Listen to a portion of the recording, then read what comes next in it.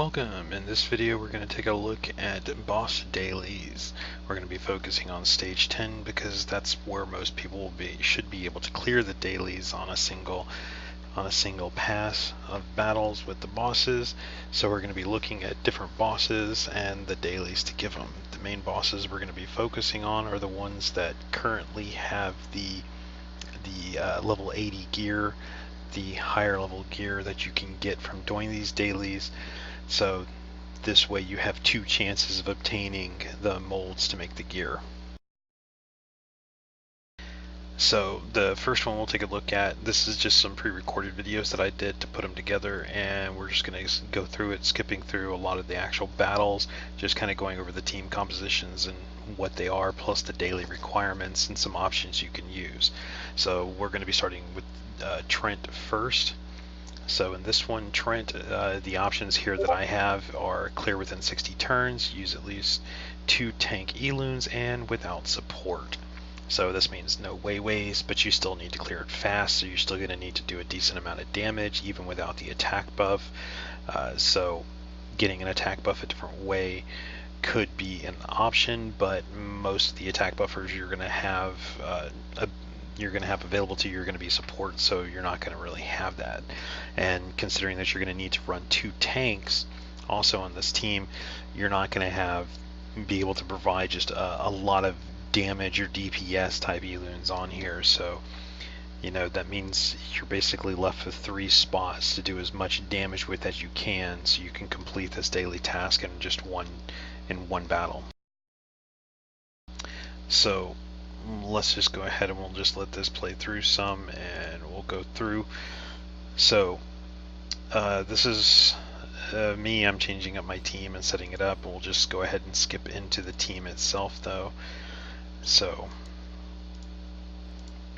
let's just go ahead and skip into it. Since this one doesn't have any gender requirements, just going with as much nuke as you can is basically what I did. So as you can see in this one, my team ended up being, I had the 2 frontline tanks. You can use just any tanks that you want since there is no gender requirement here. The tanks really don't matter too much. So Rachel can do good DPS, so she is a good option for a tank for the 2 tank ones that you're going to find versus Trent. So she is a good one, plus just any other DPS that you can use that just has high damage output. Chloe is always going to be one that you want to use just because of that paralyze, so you can bring a full DPS type team in without having to worry about healing or anything else. Of course, I'm bringing in the Caroline because she has massive damage, and then I'm also bringing in my Arslan because my Arslan is built for high damage. So going with this type of team, I'm just going with 3 DPSs to do high damage, and the tanks are just basically there doing nothing. As you can see, this is still going very fast on killing the boss. With the paralyze hitting, all the attacks are landing as crits, so I'm just using whatever I can to nuke the boss down as fast as possible. So that's all you really need to do. You don't particularly need to use the Nasser skill 2 to do this one, so because you don't really need it to tank anything, so you could just skip it and just keep spamming skill 1 or skill 3. So let's go take a look at another one now. This is another Trent one that we're going to do here. This one again is 2 tanks. This one's they all must survive, except this one is the same gender option. So the 2 tank one is unique to Trent so far, as the other bosses don't require 2 tanks. It's usually another class. The all members must survive can be on any of the bosses for any of the dailies. The same gender can be any of the bosses, any of the dailies, but different bosses seem to have only certain requirements that will be specific to them, and you won't see those in other ones. And Trent is the one where it's 2 tanks, so you'll get that one on Trent usually pretty often.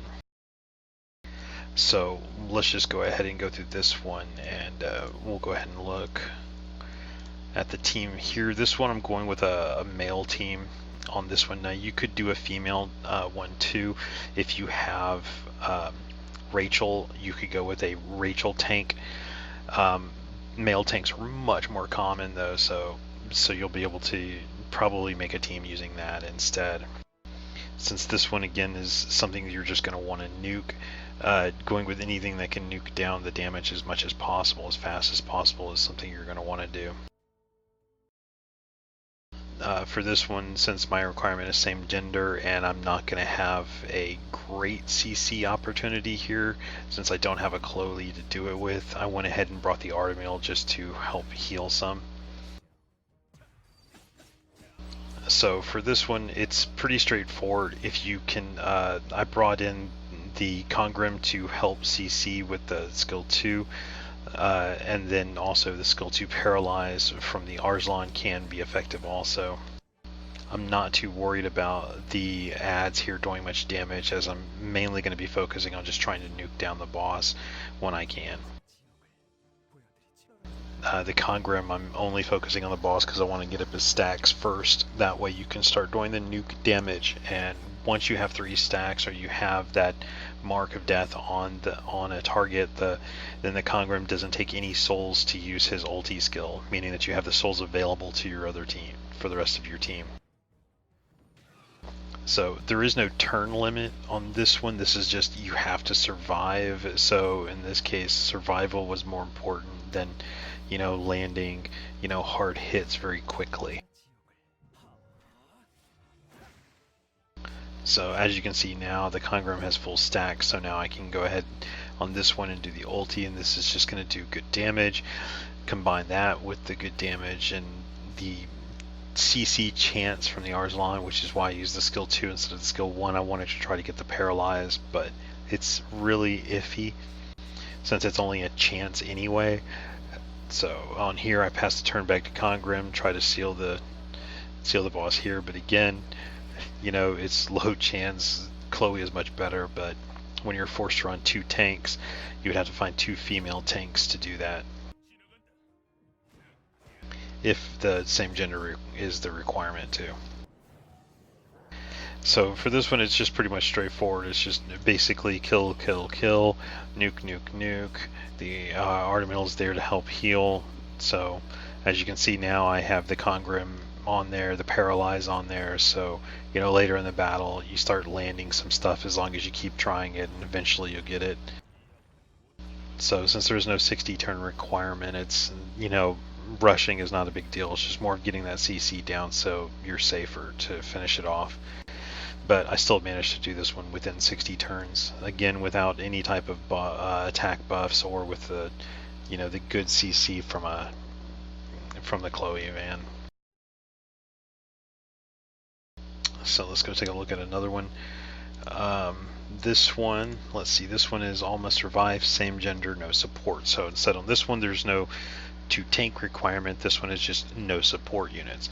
Same gender though, so basically you want to go with your best hard-hitting nukers. A lot of the time that's going to be your female gender, so going with those is probably going to be something you're going to want to do. So let's just go ahead and take a look.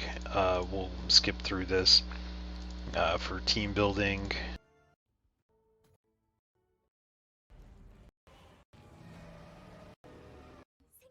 So for this one, I used some that are a little bit easier to get. The Freya isn't as important. I just brought her as a healer because I can't use any type of support, but you can bring in pretty much any female healer that you want it to here. The Elucia isn't necessary, but it can be helpful because it is an irresistible sleep, but it's just an additional healer, but it's not required. The Catherine is used because she has a debuffer that does debuff, plus she can't hit hard. The Caroline is a little bit easier to obtain legendary. She does have a higher chance to get in, and the Chloe, of course, the Chloe is the main thing here. So in this case, since there is no 60 turn limit, pretty much anything that you want to use for female damage dealers is fine. Elune would have been a really good healer for this one. Instead of the Freya, you could go with the Elune instead, as she is a female healer and she does heal very nicely. As far as the front line goes, you could have run the Catherine in the front line instead, just so you're going to have debuffs on them, and then if they attack and hit her when she has a debuff, then she'll counterattack with a crit, doing more damage without taking a turn. So you could replace the Freya with the Elune, and as far as another healer goes, just any female healer would have been fine. That would meet 2 healers just to make sure your team stays alive, since you can't bring support, but you didn't even need to run a second healer. You could run Elune and then something else, just another debuff or DPS class, and you would have been fine. Alright, let's go ahead and take a look at another one. Let's see what the requirements were on this one.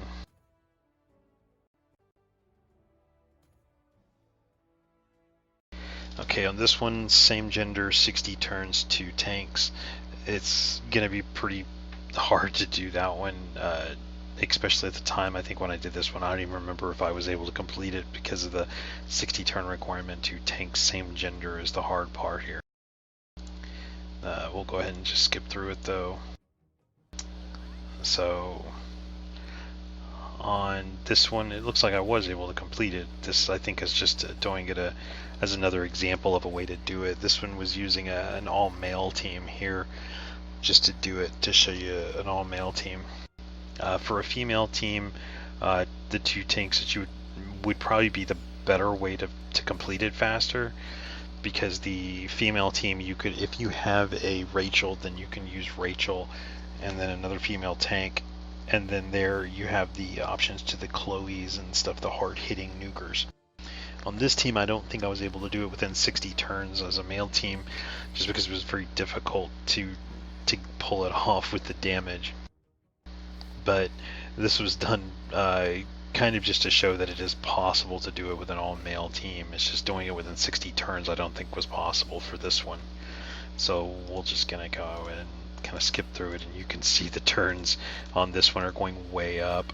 The Fabian though just keeps reviving, so as you can see, this one takes a massive number of turns, but it's completable. So if you didn't have the turn thing here, you'd be okay. But also the other problem is if you don't have the clear within 60 turns, you're going to have the all must survive, and if you die and you revive, even though you revived, it still counts as a death, which means you don't survive, which means you can't complete that mission. So if you die at all, revived or not, even if they're all alive at the end of the battle, it doesn't matter. It still counts as a failure on that mission because they died at some point. So keep that in mind. If it says all must survive and you're planning on just to bring a reviver to revive you at the end, you're still going to fail that portion.